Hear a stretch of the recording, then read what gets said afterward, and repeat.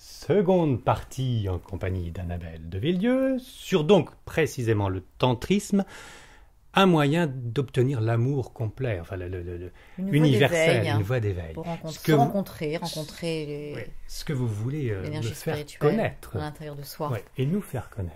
Alors vous avez des livres aussi d'ailleurs. Tiens, alors c'est après le stage et les différentes formations avec Monsieur Roche. Soulier Roche, exactement. Oui. Alors j'ai fait plusieurs stages aussi, avec différentes personnes qui enseignent le tantra. Mais j'ai beaucoup aimé l'approche de Soudir, qui est un être que je trouve excessivement subtil et qui passe vraiment dans cette conscience vraiment spirituelle de l'énergie de l'amour. C'est quoi son origine Alors Soudir a été initié par Osho, justement, qui est un grand maître hindou, donc il y a un ashram là. En Inde, l'ashram d'Osho. Et pourquoi vous dites justement Osho a enseigné, parce que Osho a écrit pas mal de livres. Il enseigne beaucoup de méditation qu'on peut trouver sur Internet, d'ailleurs, d'où la Kundalini méditation, qui est une méditation en 4 phases qui permet justement de faire monter l'énergie à l'intérieur de soi, cette énergie de vie, cette énergie, ce qu'on appelle la Kundalini, l'énergie de la vie, de la création, donc par un lâcher-prise corporel, par des mouvements, par la respiration qui est très importante dans les exercices tantriques, où on va vraiment respirer très en profondeur, la bouche ouverte, avec cette conscience qu'on fait monter l'énergie, l'ouverture, voilà. Alors faites voir le livre alors. Et donc Osho a écrit un livre très intéressant qui s'appelle Tantra, spiritualité et sexe, tout à fait. C'est là. Ouh, ça brille. Voilà, et d'ailleurs je vais vous lire derrière ce qui a marqué, parce que je trouve ça très intéressant ce qu'on était en train de dire justement pour... Tantra, spiritualité et sexe. Le tantra n'enseigne pas la sexualité, il dit simplement que le sexe peut être une source de félicité. Utilisez-le comme un point de départ. Dans la voie du tantra, vous utilisez l'énergie sexuelle, vous ne la combattez pas. Vous la transformez, ne la considérez pas comme une ennemie, traitez-la comme une amie. Le tantra dit: abordez l'acte sexuel comme si vous entriez dans un temple sacré. Considérez l'acte sexuel comme une prière, une méditation. Percevez son côté sacré. Le sexe ne doit pas rester du sexe, il doit être transformé en amour. Et l'amour ne doit pas rester de l'amour, il doit être transformé en lumière. En expérience méditative, dernière et ultime apogée mystique. Seul le tantra peut créer un homme nouveau. Un homme qui aura connu un état au-delà du temps et de l'ego, et en qui peut grandir un profond sentiment de non-dualité avec l'existence. C'est magnifique. Et là, je vois avec la lecture que vous avez la gentillesse de nous faire, de la postface, tous ces temples avec ces magnifiques déesses, statues bien roulées, et avec quelques positions pour donc découvrir la joie, enfin pas la joie du sexe, mais le nirvana du sexe. C'est transcender quelque part cette énergie et pour accéder à cette vibration, à cette conscience spirituelle. C'est vraiment une voie d'ouverture, d'éveil de conscience. Alors si je résume, sexe, amour, cœur, lumière. Exactement. Et ce qui nous intéresse, c'est la lumière. Éveil mystique, quelque part. Et lumière, c'est éveil mystique. C'est ça. C'est vraiment rentrer dans la conscience multidimensionnelle, quelque part, où il n'y a plus de dualité, il n'y a plus d'espace-temps, d'ailleurs, dans cette dimension-là. On rentre dans la non-dualité, dans ce qui est dans la présence. Et ça demande, c'est vrai, d'avoir un énorme lâcher-prise avec soi. Et on travaille beaucoup justement dans les exercices avec la respiration, qui est un outil fondamental pour arriver à lâcher ce foutu mental quelque part qui nous empêche et qui veut nous mettre dans le contrôle, dans le pouvoir, dans les attentes, dans le désir, dans chercher à. Et si je me mets ne serait-ce qu'un instant dans je cherche à, je ne pourrai jamais obtenir quelque chose. Bon. C'est vraiment le jour où je vais accepter de m'en remettre quelque part complètement à l'univers, de lâcher complètement prise, que là, je vais pouvoir ouvrir la porte finalement à l'énergie. Alors dans les techniques, il y a le Kundalini Yoga aussi. On va travailler justement avec la respiration, contraction du périnée pour faire monter cette énergie. Justement. Contraction du périnée. C'est fait. Et on fait monter l'énergie pour l'amener dans le cœur. Et sentir à un moment donné cette énergie qui peut s'ouvrir dans l'espace du cœur. Ça peut commencer par là. Tout ça, c'est une idée de chakra. C'est la conception du chakra. Là, on est dans l'énergie des chakras. L'énergie du périnée, c'est le premier chakra. Et hop, on le remonte. Connecte l'énergie de la terre. Attendez, le chakra du cœur, c'est le combienième? C'est quatrième? Le quatrième. Donc après, on en a un juste au-dessus du... C'est le hara. En dessous du nombril. Ensuite, on a un doigt en dessous du nombril, c'est le hara. Juste un doigt. Oui, donc c'est là que tout se passe d'ailleurs. Cette énergie, c'est la véritable sexualité. C'est dans le deuxième chakra. C'est là que ça se crée, en fait. Voilà. La première, c'est l'énergie de vie. D'accord? C'est l'énergie de vie. la sexualité qui se développe dans le deuxième, donc le hara. Ensuite, on passe dans le plexus solaire, le corps émotionnel. C'est tout ce qui va nous toucher, non, mais dans le plexus solaire qui est là, tout ce qui va nous toucher, c'est l'estime de soi, le corps émotionnel. C'est toutes nos émotions et toute l'estime de soi qu'on va avoir. Et le deuxième chakra, c'est le placement. C'est la place que je prends, c'est ma créativité, justement. Voilà. Bon. Ensuite, on arrive dans le cœur, qui est la porte, qui est considérée comme la porte entre justement le premier, l'énergie de la terre, et l'énergie du ciel. Et à travers le chakra du cœur, c'est là qu'on peut ouvrir l'espace pour accéder véritablement à cette conscience, à l'énergie du divin quelque part en soi. Donc c'est vraiment la porte.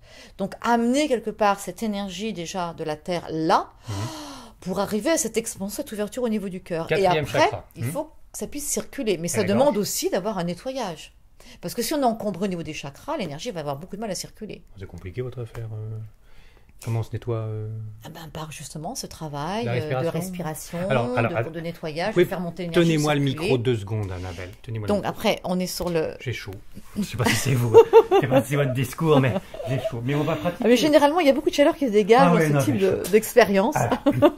Bon, je garde la chemise, mais on y va. Alors... On va faire du pratique. On peut le faire comme ça. Oui, je suis nul. On peut mettre vraiment les pieds dans... Conscience des pieds dans la terre. Oui. Alors, donc, je muscle mon périnée. Voilà, donc je contracte le périnée en même temps. Voilà, je contracte. Et j'inspire par la bouche l'énergie, en conscience. C'est-à-dire que je vais juste que cette énergie vient là de mon sexe et je la fais monter. On inspire. On inspire. Ok. Et quand j'expire... je l'expand comme si elle rentrait dans mon corps. D'accord, je visualise mes 4 chakras, je rentre l'air par mon chakra du bas. Surtout l'énergie qui monte. Voilà, je la fais monter. Ouais, en même temps que je respire, et j'extériorise, j'expire. J'expire dans mon cœur, en fait, pour faire monter l'énergie. Okay. Voilà. Déjà, ça a le mérite de me faire tenir droit, ce qui est déjà pas mal. Très bien. Voilà, donc il y a des exercices de respiration. On peut aller aussi vers la respiration active dans les exercices pour lâcher prise vraiment. Oui. Donc... des respirations très actives. C'est la respiration active, en fait. Ce qui amène à lâcher le mental et à se mettre en état modifié de conscience. Oui. C'est-à-dire, c'est contraction au niveau du ventre. Ah, c'est le ventre qui travaille. Mais c'est pour les femmes enceintes, ça, non? Voilà, et on fait monter en même temps, vous voyez? Regardez. Alors, attention, contraction. Oui. Voilà. Et on fait monter l'énergie. Donc ça, c'est des respirations actives qui permettent... qui permettent également d'activer, c'est ça aussi, c'est d'activer cette énergie qui souvent n'est plus active. Parce qu'elle est mise dans autre chose et qu'elle n'est plus... Elle est rentrée, voilà, c'est des maladies. Exactement. Oui. Et du coup, ce qui permet de réactiver et de faire monter. Donc quand on arrive sur la porte du cœur qui est la porte, après, voilà, ça permet de faire monter dans cette connexion avec le divin et ça passe après par le chakra de la gorge, troisième œil et le coronaire. Entre la gorge et le troisième œil, il n'y a rien? Alors non, il y a la gorge. On est 5, voilà. 6 et 7. Voilà, l'expression de soi qui est reliée d'ailleurs au deuxième chakra. Gorge et deuxième chakra sont reliés. Enfin, tout est relié, tous les chakras sont reliés entre eux. Mais ceux-là sont particulièrement reliés entre eux. C'est-à-dire qu'ils sont reliés dans le sens où s'il y en a un qui est déficient, il y en a un autre qui va se mettre en suractivité. Voilà. Par exemple, si j'ai de la tension au niveau du plexus solaire, eh bien, je vais peut-être avoir le cœur qui décompense. Donc, pulsation, tachycardie, vous voyez, donc tout est relié en fait. Et si j'ai un gros ventre, c'est que j'ai pas une bonne gorge, c'est ça? C'est relié en fait, les deux chakras là sont reliés, c'est-à-dire que ça nous ramène à cette énergie de la créativité, de la création, du placement aussi. La voix, j'ose, je m'exprime, je dis, je suis. Mais le but, c'est quand même de... Je communique, je me place aussi en tant qu'être. Je vois bien, vous communiquez très bien, mais le but, c'est que tous les chakras clignotent là-dessus. C'est ça, c'est que tout s'ouvre pour que ça puisse accéder justement. Mais ça se fait pas d'un... Et rentrer dans cette énergie du cosmos. Ça se fait pas comme ça. Ça ne se fait pas comme ça. Respiration, donc. Alors, ça peut se faire comme ça sur certaines... parce que certaines personnes sont déjà... on porte ça en nous quelque part. C'est du yoga. On a oublié. C'est du yoga un peu. On a oublié. On a oublié. Oui. Mais on porte tout ça en nous parce qu'on a uniquement été chercher une espèce de désir extérieur en recherchant uniquement du plaisir pour se satisfaire rapidement et se vider quelque part. Oui, donc on est dans un processus inverse qui ne nous permet pas de nous nourrir avec cette énergie-là. Non. Or, si on fait ce travail et quand on le fait justement à deux où il y a la rencontre énergétique de l'homme et de la femme qui forment cette unité aussi, cette puissance énergétique dans le sexe quelque part, là ça démultiplie la possibilité. Vous voyez ma femme là ce soir, je vais lui faire... elle va appeler le SAMU, non? Enfin, c'est pas très érotique. Non, mais ça, c'est pour se préparer, Yann-Éric. Ah! Mais dans l'acte à dans deux, oui. alors dans l'acte 2, il y a tout un travail qu'on fait, justement. On va peut-être pas le faire en vidéo. Hein. Mais qui passe beaucoup aussi dans le tantra, par très subtil le tantra. Ça va commencer par le regard, se connecter, parce que le regard, c'est aussi la vibration du cœur. On rentre à travers le regard dans le cœur. Et il y a un exercice, par exemple, où on va respirer avec le partenaire, parce que la femme a la capacité d'ouvrir le cœur. Oui, et pas l'homme. C'est la femme ouvre le cœur de l'homme. Ah. Et l'homme, quand il ouvre ce cœur, va descendre cette énergie dans le sexe, transmettre cette énergie sexuelle qui est très puissante chez l'homme, parce qu'il est très ancré dans sa sexualité. Oui. Donc ça ne peut qu'activer finalement le processus. Tout le bazar. Voilà. Et donc lui, il amène l'énergie sexuelle dans le sexe de la femme, qui va le faire monter dans son cœur, et qui va à l'expiration... Voilà, expirer le cœur, cette énergie d'amour dans le cœur de l'homme, qui va inspirer l'énergie de l'amour, qui va le faire descendre à l'expire dans son sexe. Ah. Et la femme va inspirer l'énergie sexuelle. Tout ça à travers les yeux. À travers le regard. Uniquement, on peut se mettre en face. Ah, oui. Et on peut partir ensemble dans un orgasme. Donc c'est tentant. Et quand on va dans la pénétration, c'est encore plus fort. Parce qu'on touche vraiment cette connexion corporelle énergétique. Avec le corps en plus. Donc c'est quelque chose de très très puissant. Puis il y a frottement, donc il y a une vibration supplémentaire. Mais justement, non, il n'y a pas frottement. Le tantra ne se fait pas dans le... Je recherche quelque chose avec du frottement, c'est justement... Je suis simplement dans une écoute de ce qui est... À laisser monter l'énergie, simplement dans le contact. Contact qui est presque même pas le toucher, puisque quand on se regarde, on ne se touche pas. Voilà, même pas. Alors après, il peut y avoir le toucher, mais on rentre dans la conscience. Le tantra nous amène dans une voie de conscience permanente de l'instant.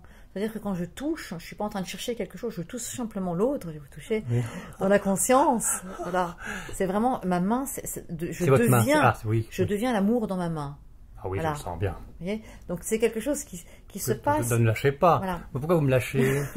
Voilà. Et on peut même à un moment donné se mettre la main au niveau du cœur pour vraiment même ressentir. Plus bas. Voilà. Et c'est vraiment un toucher qui est. On devient quelque part en permanence cette énergie. Je suis en permanence. Et quand je touche, j'ai la conscience que je touche avec de l'amour. Et moi, j'ai pas le droit de vous toucher, donc. Ah mais je vous en prie. Ah oui. On fera une troisième partie, mais ça ne sera pas filmé. Ah, c'était très agréable, oui. Donc c'est vraiment une sacralisation. Oui, mais c'est un peu frustrant. Quand on a vraiment 20 ans, 18 ans et qu'on a les hormones en plein, on n'a peut-être pas envie de passer par tous ces stades, non? C'est pas frustrant parce que c'est tellement beau, c'est tellement puissant. Alors c'est tellement beau, j'ai du mal à le concevoir que ce soit aussi beau et on part en orgasme, c'est-à-dire qu'on n'a pas... C'est ça, il y a un véritable orgasme. Pour l'instant, je suis au niveau, c'est agréable, mais l'orgasme, j'en suis un peu loin. Alors, parce que quand cette énergie monte, c'est comme une pénétration à l'intérieur du corps. On ne me pénètre pas, moi. Voilà. Comment ça se fait, non? Et qui amène à un véritable orgasme, mais qui est beaucoup plus puissant, puisque l'orgasme, quelque part... Vous voulez dire que la femme va m'envoyer ses énergies, me pénétrer? C'est un échange d'énergie. Bon, on devient une roue. Voilà, c'est ça. Et du coup, on devient un chakra. Et vous n'allez pas être pénétré par la femme. C'est pas la femme et l'homme à ce moment-là. Ah, oui. On n'est plus femme et homme. On est deux êtres. Deux unités, quelque part, que nous rencontrons dans l'énergie. Et quand cette énergie, justement, monte, vous allez sentir, vous aussi, comme une pénétration de l'énergie à l'intérieur de votre corps. D'accord, dans ce sens-là, je préfère. Oui, et on a envie de la redonner. Voilà, mais là, elle monte, en fait. Non, après, c'est quelque chose qui se donne, puisque ça monte, et ça s'expanse, et ça s'ouvre à travers le cœur, à travers la peau, à travers le... Voilà. Je pense que s'il y avait une photo qu'on pouvait prendre, énergétiquement, on verrait comme une espèce d'explosion énergétique. Si on faisait une photo de l'aura d'un couple... Il y a des photos, d'ailleurs, qui sont... mais les trois quarts du temps, c'est trafiqué, ces photos. Non, mais ce que je veux dire par là, c'est que c'est très représentatif, c'est vraiment ça. C'est une espèce d'explosion à tous les niveaux de l'énergie qui amène vraiment à une espèce d'unité, de béatitude, d'extase, en fait. Mais je vais vite parce que j'aimerais bien la connaître avant la fin de la seconde partie. Je ne sais pas si je vais y arriver parce que là, c'est un peu méthode express. Mais très intéressant tout ce que vous me dites, Annabelle de Villedieu. Cette extase dure combien de temps comparé à l'orgasme bestial?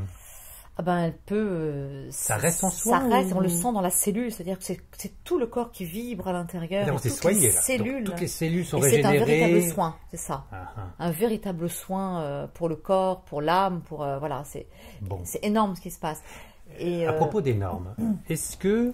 J'avais un autre livre aussi que je voulais vous montrer. Bah oui, vous n'êtes pas assis dessus. Ah non, c'est là. Qui est Barry Long aussi. Barry Long, je vais le montrer à la caméra. Voilà, et par exemple, Barry Long propose un exercice, vous voyez, où on reste pendant 1 heure.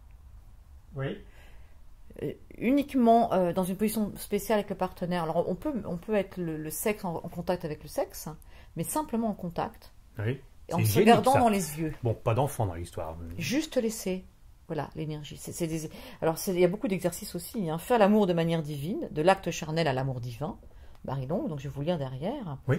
L'acte d'amour est l'un des ressorts essentiels du couple.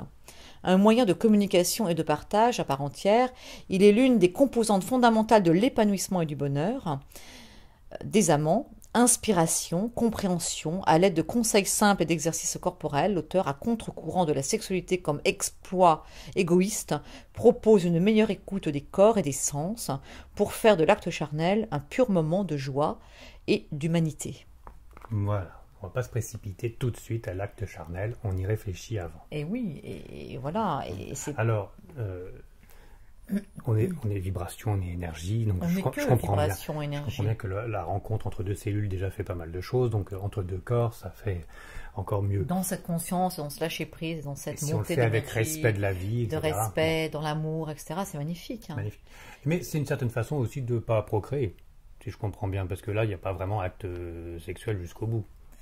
Alors après, c'est pareil, c'est un choix d'aller dans la procréation. C'est pareil, c'est une conscience, justement, de se dire, là dans ce qu'on est en train de mettre en place, on rentre dans la création. Parce que, excusez-moi, Annabelle, c'est peut-être un peu particulier, mais quand on procrée, c'est-à-dire quand on le fait pour avoir un enfant, bien sûr, l'orgasme est démultiplié, bien sûr, on a l'impression de toucher... Tout dépend de ce qu'on met comme conscience là-dedans, c'est toujours pareil. C'est la conscience qu'on va y mettre. Mais ça n'a aucun rapport avec de l'acte sexuel vite fait. Quoi. Non. Là, quand on a envie de faire un enfant et qu'on le voilà, fait c'est ça, à et quelle deux, conscience, et que là, on fait ce choix, justement, d'aller vers l'éjaculation, qui, quelque part, est là pour la création. La rencontre de pas de cellules, mais enfin que le spermatozoïde puisse rentrer dans l'ovule. C'est quand même le but ultime. C'est le but ultime. Donc, est-ce que c'est pas au-dessus du tantrisme, quand même, ça, ce but ultime? Non, parce qu'il n'y a pas au-dessus ou en dessous. Il y a ce qui est. C'est la conscience qu'on va émettre. Mais cette joie de pouvoir faire vraiment transmettre la vie avec la connexion ovule-spermatozoïde, est-ce que c'est pas le top du top plutôt que le tantrisme? Non, c'est la question que je me pose. Non. Je vois la réponse. Après, non, le top du top. Après, on peut pas quantifier ça comme ça, comme le top du top. C'est ce qu'on va mettre dedans qui est important. Oui. La création, nous sommes des créateurs de la vie, nous sommes des créateurs en permanence par notre puissance justement de la forme pensée, de qui nous sommes, de la connexion avec des énergies subtiles. Donc quelque part, c'est la conscience que je vais émettre. Si justement je fais cet enfant avec cette vraie conscience de l'amour, du cœur, d'un véritable choix d'aller dans cette création et que j'y mets une conscience, voilà, c'est magnifiquement beau et magnifique, oui. Inévitablement. Et ce qui va se passer, c'est divin, parce que tout est là. Le tantra, c'est une voie qui nous permet justement de nous reconnecter au divin qui est en nous, à travers cette énergie-là, qui est une énergie excessivement puissante, parce que l'énergie sexuelle, c'est la plus puissante des énergies, c'est l'énergie de la vie, justement. C'est ce qui permet la procréation. Donc c'est l'énergie la plus puissante. C'est pour ça qu'on s'en sert beaucoup dans la magie d'ailleurs. Oui, beaucoup de magie se fait sur... Ce que vous ne faites pas. Non, ce que je ne fais absolument pas. Ça, mais certains s'amusent là-dessus. Ouais, d'accord. Dans les dérives d'ailleurs, est-ce que c'est pas encore plus puissant si on invite des amis, qu'on est plusieurs pour faire du tantrisme? Est-ce que là, les vibrations, si au lieu de se regarder face à face, on est 12 après, on ramène son chien, ses chats, enfin, est-ce que y a mais on peut faire l'amour avec des plantes, on peut faire l'amour avec des... On peut faire l'amour... L'amour, c'est... Mais est-ce que quand on est plus nombreux, est-ce que ça fait encore plus de vibrations? On peut multiplier. Oui, si on a 10 personnes qui sont dans une ouverture de cœur... Ou ça se perturbe? Alors, ça dépend. Si vraiment ces personnes-là sont en conscience dans cette ouverture, dans cette énergie, bien sûr, ça multiplie. C'est comme un égrégore finalement qu'on va former. Voilà. Oui. Une association de malfaiteurs. Où on peut. C'est toujours la même chose. C'est l'énergie, l'intention qu'on y met, quoi. Si je suis dans mon cœur, si je suis bien sûr. Et donc, si on est nombreux, on est encore plus. On est plus à partir plus haut alors. Pas forcément. Il n'y a pas qu'on part plus haut. Il y a que ça veut peut-être nous permettre de partir, justement. D'accord, mais ça ne se calcule pas vraiment comme ça. De multiplier l'énergie pour que ça nous emmène. En résumé, est-ce que la quantité s'associe à la qualité? Pas forcément, non. D'accord, c'est clair. Non. Non, parce qu'un seul être peut porter en lui une vibration tellement puissante qu'il peut enlever un groupe, par exemple. Oui. Voilà. D'accord. C'est pas la quantité, c'est la qualité. Ou alors il faut simplement être 2 et pas plus. Non, oui, il y a peut-être aussi le chiffre magique 2. Oui, point barre. Le 1 et 1 le couple. Qui fait 1 d'ailleurs. Le 1 et 1 qui fait 1. Oui, voilà, c'est ça, c'est peut-être ça. Oui. C'est la rencontre du 1 avec le 1 qui fait le 1. Alors, bon, dites donc. C'est pas la dualité, parce que le 2 représente la dualité. Oui, mais enfin, on est 2. On est 2 pour devenir 1. C'est ça. Et les 2 1, suivez, hein, et les 2 1 sont là pour en faire 1 de plus. C'est ça, mais c'est ça, voilà. 1 et 1 font 1. Sainte Trinité. Donc on n'est peut-être pas jusque-là, mais néanmoins, quand on a un enfant, on ne le fait pas tout seul. C'est ça, c'est la Trinité quelque part. C'est aussi là où que ça se décide. Mais bien sûr. Donc il y a la connexion avec le divin. Exactement. Donc là, l'autre voie du tantrisme, sans faire un enfant pour autant, il peut y avoir donc avec l'orgasme, l'extase complète, si on travaille bien son périnée et tous les chakras, après, on en arrive là parce qu'aujourd'hui on a perdu cette connexion. D'accord, pour retravailler tout ça. Mais on peut très bien être un homme tantrique dès le départ ou une femme tantrique dès le départ. Mais on atteint le divin ainsi. C'est ça, on atteint l'extase, l'éveil en fait. Alors, ce qu'on appelle l'éveil. Bon. Ce qu'on appelle l'orgasme de la vallée qui nous amène à rentrer dans l'éveil. L'oubli de soi-même. Les mystiques, hein. D'accord. C'est les ouvertures, c'est les états d'état mystique. Ouais. Est-ce que vous avez vécu justement, précisez-moi. Alors, quand vous avez moi, vous êtes dans la vallée, c'est vrai que je sens cette énergie justement qui rentre à l'intérieur de mon corps, comme une pénétration véritablement. Ça c'est physique. Avec mon cœur, comme si mon cœur s'ouvrait, comme s'il y avait une ouverture de porte et une expansion de l'énergie. Et je sens à ce moment-là plus mes membres. Votre âme, votre esprit, qu'est-ce qui s'ouvre comme ça? C'est comme, je sais pas, c'est une expansion à l'intérieur, comme si je rentrais dans un espace qui est de plus en plus vaste, de plus en plus vaste. Votre corps, votre esprit, votre totalité d'être. Ma totalité d'être, je dirais ça. Bon. Voilà, ma totalité d'être. Physiquement, vous ne bougez pas pour autant, hein, vous êtes non, pas... mais je sens comme mes mains qui s'expandent, par exemple. Je ne sens plus mes mains qui sont... Vous voyez, là, je peux sentir quelque chose de fini quelque part, si je touche comme ça. Oui. Mais là, je sens une expansion, comme si ma main devenait de plus en plus grande. Est-ce que je peux... Et j'en arrive même, moi, parfois, à ne plus sentir de tous mes membres, d'ailleurs. Est-ce que je peux comprendre que dans ces cas-là, votre aura c'est ça. Voilà, se dégage, c'est ça. Il y a une expansion, c'est-à-dire que je sors de ma corporalité pour entrer quelque part dans cette dimension de l'instantané, quelque part de la présence, de l'énergie. Donc, le corps, c'est au-delà du corps. D'accord. Au-delà du corps. Vous quittez un peu le corps. C'est ça. C'est un peu un voyage astral. Parfois, je peux quitter un peu mon corps. Ouais, ça c'est vrai. Donc le voyage astral un peu, non? Pas tout à fait, parce que le voyage astral, on sort avec véritablement avec le cordon. Là, vous vous expandez. Là, c'est une expansion. Oui, voilà. c'est exactement ça. C'est vraiment ça. Vous ouvrez dans l'univers. Et je ressens, mais vraiment un orgasme physique, c'est-à-dire que ça m'emmène à avoir un orgasme énorme. Voilà. Alors, vous criez. Oui, je crie, c'est ça, avec une forme de quelque chose qui m'extase, de bonheur, de joie. Ça vous fait du bien pour toutes vos cellules. Et j'ai l'impression que tout s'ouvre et je sens toutes mes cellules vibrer, comme si je venais consciente, en fait, de ma cellule, de mon corps sur un plan cellulaire. Voilà. Et à ce moment-là, c'est comme une forme d'ouverture, quelque part, de conscience, que j'ai l'impression de rentrer dans l'univers. Et j'ai l'impression de ressentir comme si j'étais le tout, l'unité. Une béatitude, un amour, mais un amour inconditionnel, un amour dans le cœur, comme si tout ce qui est autour de moi, je suis dans l'amour avec, quoi, sans condition. Et d'ailleurs, quand je suis dans cet état-là, que je me connecte à quelqu'un, ça ouvre aussi la personne, quoi. Quelque chose si la personne me regarde ou je traverse son regard, balancez la vibration, l'énergie. C'est quelque chose qui permet aussi d'ouvrir. Et du coup, ça me permet de rentrer en espèce de fusion avec le tout, quoi. Et je peux regarder des plantes, je vais sentir la vibration de la plante, l'énergie de la plante. Je suis en amour avec tout. C'est cette espèce d'inconditionnel qui est au-delà de l'amour, quelque part, qu'on peut essayer de chercher à travers l'homme, le couple, tout ça. C'est vraiment du divin, quoi. C'est du subtil. Donc, la descente doit être rude, quand même. Ben, justement, c'est là où il y a toute une... Là aussi, c'est-à-dire que moi, pour ma part, j'ai tendance à beaucoup partir, à beaucoup monter. Mais après, l'expérience, c'est là que c'est important de la vivre, justement, dans cette relation aussi, dans la sexualité, où on reste dans cet espace du corps, en fait. Oui. Et du coup, on va pouvoir expandre, voilà, le ramener véritablement dans la corporalité. Et c'est ça qui est très intéressant. Et quelque part, le maître tantra, lui, est capable d'être dans cet état, quelque part, en permanence. C'est-à-dire qu'il est cette présence. Les êtres éveillés, c'est ça, ils sont, simplement. Rien qu'en leur contact, ils sont. Ils sont une émanation. C'est-à-dire qu'ils ont incarné véritablement, il n'y a plus de limite, ils sont devenus cette énergie. d'expansion, d'amour inconditionnel, de la source. Et rien que d'être dans leur contact, nous, on va être transmutés, transformés. Oh, il y a un truc qui se passe. Amrita, qui est très connue, Mère Amma, qui justement est adombrée par ces énergies d'amour inconditionnel, quelque part. Elle l'est. Donc elle prend. Mais elle donc c'est sans fin. C'est-à-dire que c'est quelque chose qui n'a pas de limite. Il n'y a aucune limite. Au bout d'un moment, vous êtes avec le grand tout, vous êtes avec Dieu qui est amour, enfin l'amour divin. Après, c'est de le conserver à l'intérieur de soi. Alors, vous remettez sur votre corps. C'est le faire redescendre en soi et de l'incarner quelque part dans sa matière. Vous faites ça, alors après, dans la tête, non, après, c'est avec la respiration aussi. Voilà. Enfin, moi, j'ai besoin de respirer aujourd'hui pour vraiment me ramener. Parce que j'ai tendance avec ma médiumnité à partir un petit peu beaucoup. Restez là. Voilà. Donc, et vous c'est ce chemin-là que on a travaillé un peu la respiration. Donc là, on fait monter et là, on fait descendre. Donc là, on a une respiration qui nous permet de ramener. Cette flatulence. Excusez-moi. Quoi? Comment on fait? Bon, je ramène. À la place de faire monter, on se vide. Je ramène. Par le nez? Voilà, oui, je fais descendre, parce que c'est à l'intérieur. Pas par la bouche, par le nez. On peut faire par le nez aussi, c'est à l'intérieur. Donc je ramène.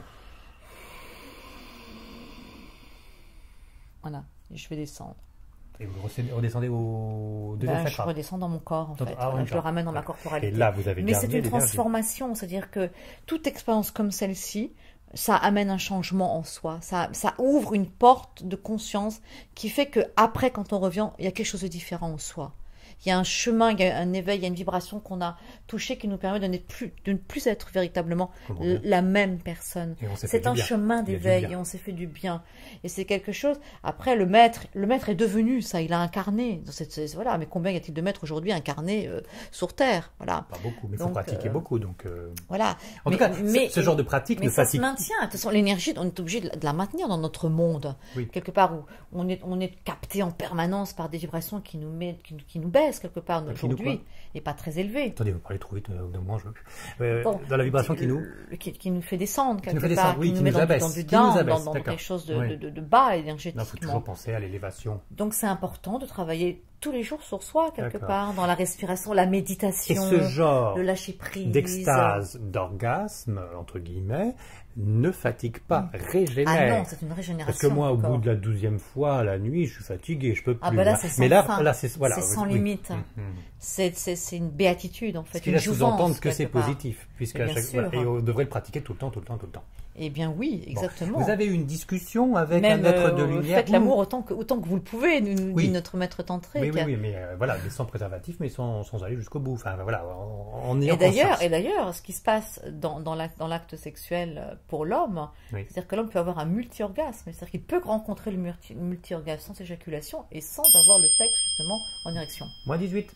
Néanmoins, il a un orgasme intellectuel peut-être. Non, vibratoire, énergétique, dans son corps, dans sa chair, dans ses cellules. Dans son énergie. Oui. Vous avez contacté, grâce à cela, Dieu, un ange, un être spirituel? Vous êtes allé jusque-là, au moment de l'extase, ou c'est juste l'énergie? Je suis rentrée dans la lumière. Après, j'ai eu des ouvertures de conscience, des compréhensions, des choses qui me sont arrivées, où j'ai accédé à d'autres plans, d'autres connaissances, d'autres ouvertures. En tant que médium et voyante que vous êtes, moi, ça vous tombez sur les mémoires akashiques, ou vous voyez votre guide spirituel, ou non, c'est pas ce plan-là? Vous avez déjà eu ça ou pas? Oui, j'ai déjà vu de la lumière, j'ai vu des guides, je suis rentrée en contact. Dans cette pratique-là? Alors, dans le tantra, j'ai eu des éveils de conscience, des compréhensions, des ouvertures, des choses qui me sont arrivées. Mais pas les guides spirituels, pas de Chanel, enfin pas tout ça. Non, dans la pratique de ce que j'ai traversé là. Non, c'est une autre compréhension. Non, c'était autre chose que j'ai vécu, mais pourquoi pas? Je pense qu'on peut peut-être. En tout cas, je vois la lumière, ça c'est sûr. C'est ça. Je vois une lumière d'une blancheur, magnifique. Aveuglante. Non, pas aveuglante, alors agréable. Ça peut être très très fort, très aveuglant, très beau, quoi. Ouais. Une lumière qui pénètre aussi, quelque chose de très pur. Et